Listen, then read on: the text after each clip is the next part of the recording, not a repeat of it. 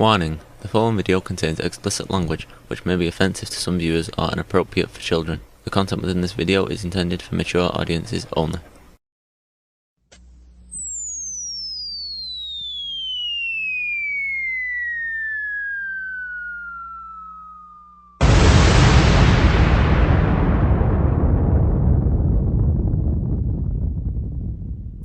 Yo, what up, YouTube world? It is me, Cypher Supreme Ra. Back with another video, man. I want to discuss this matter about the Deontay Wilder and Mark Breland situation at this time. Everybody's taking this time out to hate on the champ. Yeah, I said champ, Deontay Wilder. And putting their thoughts and their perception, and even to the point to where they do it so hard, they trying to get converts and have people see things the way they perceive it. Now, the thing about perception is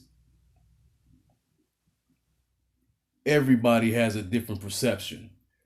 No perception is going to be identical. Similar, but not identical. Now, when you a hater, you just a fucking hater. People have been waiting and waiting and waiting for an opportunity to question Wilder's motives, him as a person, his character, and him as a fighter, and his heart. And that's something we're going to get into too. We're going to talk about heart and the heart of a champion and what they do. I'm disgusted right now based on conversations I've had with fellow boxing fans. I'm disgusted in these motherfuckers leaving these dumbass comments, which I'm not even done deleting on my last video, saying just dumb shit, nitpicking and taking and picking and choosing shit I said on the damn video. First and foremost, you dumb some bitches. I never said that Deontay Wilder was winning the fight. I never said Deontay Wilder was even close to winning the fight. I said Deontay Wilder had a chance to come back and win the fight. Possibly, but we'll never know. Then we got motherfuckers questioning whether or not if he had a chance or not. This is boxing. This is a gladiator sport. It is a warrior sport. Wilder have shown tremendous heart time and time again. We're talking about a man who tore his bicep in a fight. All right? We're talking about a man who broke his hand in a fight and won. Now, by no means was I trying to compare him in the last video to Larry Holmes or to Lennox Lewis or any of them guys. Absolutely not. He's his own man. He's got his own style and he got his own way to win. But what disgusts me the most, man, is people using this Mark Breland situation to say, oh man, he want to ride with the white man. Oh man, he gonna fire that brother for nothing and blah, blah, blah. First and foremost, Mark Breland is not fired yet. He has explained to several media outlets that he is considering firing him. He's even said one possibility is that when he rematches with Fury, he will not be in his corner because of the reasons why he feel like he may stop the fight too early or because his decision to stop that fight too early in the last fight. Now, I'm going to say this again. He has a right to feel the way he feels about Mark Breland. I don't know if he should get fired or not, but he has a right to be upset and disappointed in Mark Breland. Like he told Kevin Oley on Monday, as you see here. He says that he can't work with Mark Breland any longer because he threw in the towel during the 7th round and that he understands that he was looking out for him. But it's his life, it's his career, and he needs to accept that. He said, I'd rather die in the ring to have the towel threw in. And that's what he told The Athletic. I am a warrior. And I get it. Why do I need to keep pointing this out about boxing, man? I'm not going to sit up here and pick and choose certain fighters and how I feel and what my stance is all around about this sport. You know, it's no excuse season, man.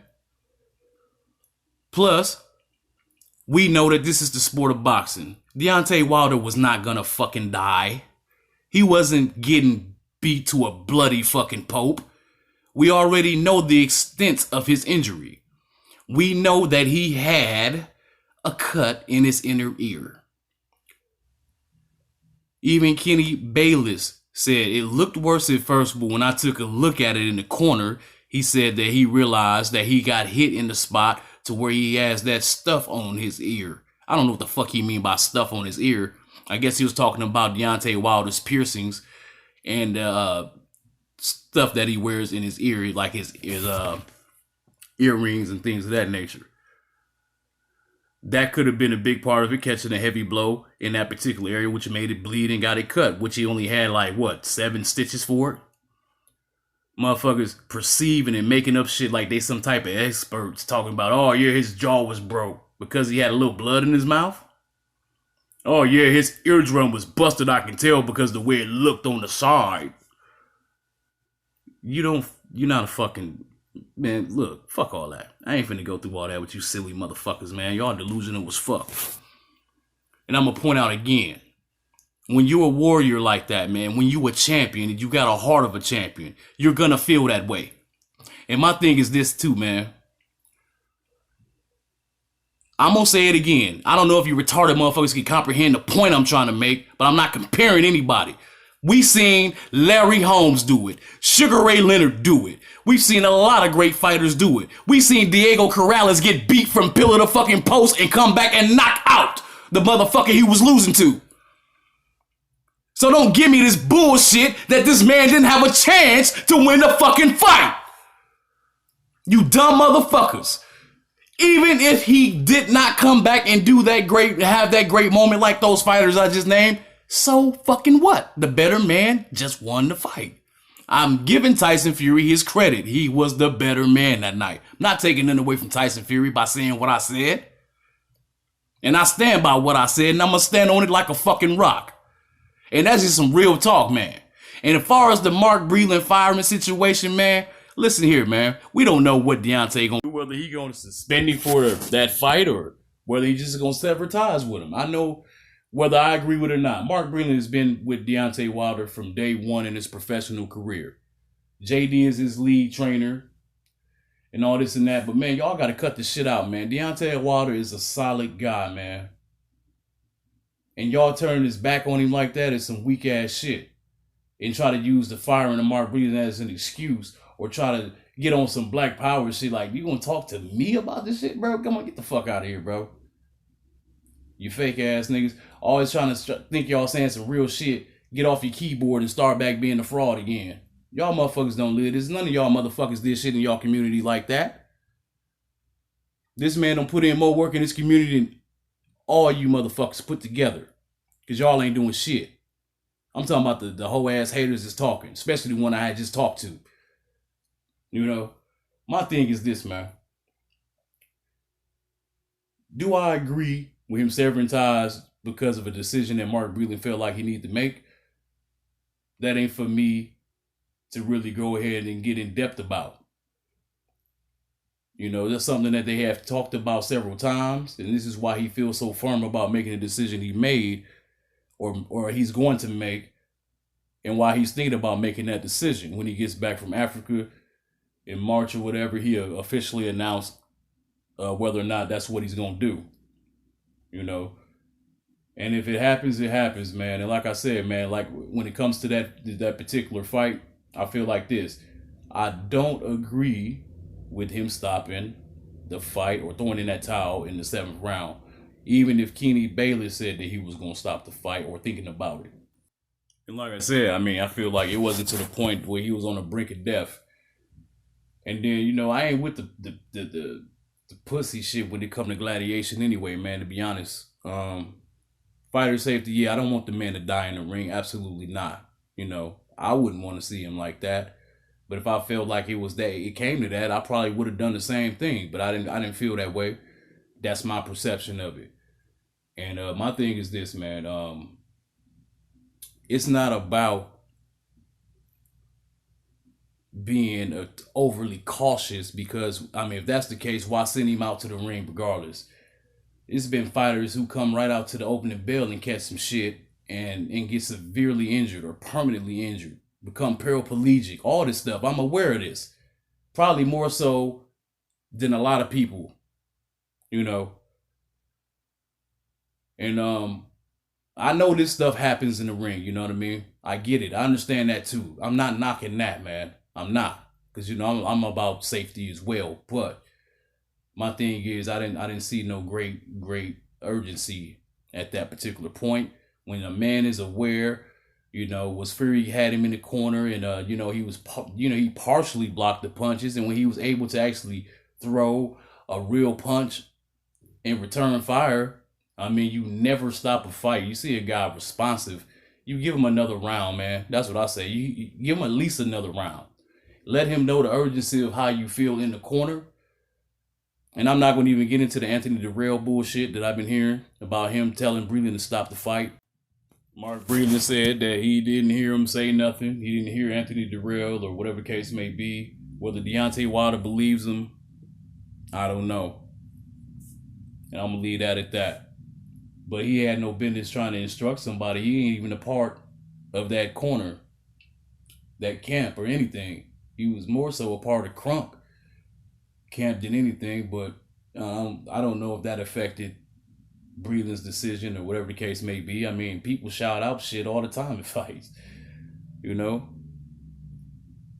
But like I said, I mean, dog, like, y'all, it's ridiculous, man. Like, you know what I'm saying? People perception is goofy. You can say some shit, man, in the best of ways. I've seen people elegantly, intelligently explain some things, and I will still see people misconstrue what that person is saying. And that's just the way it is on this internet and in reality. You just got fucking idiots. You know, and people just don't want to believe, or sometimes it's that little green eye, that little envy and shit too, that little hate you got for a motherfucker can help a lot of dumb shit people say. Like, you really sound dumb. All you do really is make me laugh. But, you know, the only reason why I responded to some of y'all or even deleted some of y'all comments is because you motherfuckers just lurk and watch anyways. You motherfuckers ain't even subscribed to my channel. What you say don't even really fucking count to me. You know what I'm saying? Unless you a subscriber, you don't get no fucking feedback anyway. You know what I'm saying? Really like that from me. You know what I'm saying? Your comment won't even stay up on that motherfucker. You know what I'm saying? And, you know, it is what it is. You can feel the way you want to feel. I'm not telling you not to feel how you feel about far as the stoppage. Not telling you to feel the way you feel about Deontay Wilder as a boxer and how you perceive how he fights in the ring. But one thing I got a problem with is character assassination. I don't give a fuck if he the most hated man on earth, but if you gonna go tell a motherfucker some shit that's simply not true, I can't rock with you on that shit, man. Y'all some bullshitters. And then the part where everybody talking about him talking about the suit that he had on that night or whatever, and talking about what he trained with a 45-pound vest. You know, that's another video. You know what I mean? You know, people gonna say things that don't make sense to you, but when we gonna compare the two to make sense out of it, I know a lot of people gonna cook on it later as well. We talking about minutes prior towards a prize fight, comparing to training with a vest on and running with it, or whatever the case may be, and not going into a championship fight. It's a difference with that, man. But then too, I will be wasting my time talking about that because some of you motherfuckers ain't gonna really understand it. None of you motherfuckers never trained before anyway, so what's the point of me wasting my breath to you idiots? I'd rather discuss this behind the scenes with motherfuckers who know about boxing and who understand boxing and strength and conditioning and things like that. But listen here, man. Do I feel like he should have said that? Do I agree with the statement he was making immediately? Nah, you already know. If you seen any of my no excuses videos, you know I ain't rocking with that statement. But at the end of the day, I'm still riding with Deontay Wilder though, bro. I still believe the dude still have the ability to improve and actually learn. I know y'all motherfuckers don't want to hear that, but he can. He still can. Is he gonna ever be a technician in the ring? No, but there's some things that he can work on and continue to work on. And by the time it's time to fight, he can definitely show different looks and a different game plan and show some versatility. You know what I mean? And actually go with the game plan and be more consistent with certain things that he should do. But we can break that down in another video. And that's all I had to say about that, man. And you know what I'm saying? Thanks for listening. Thanks for watching. I'm out.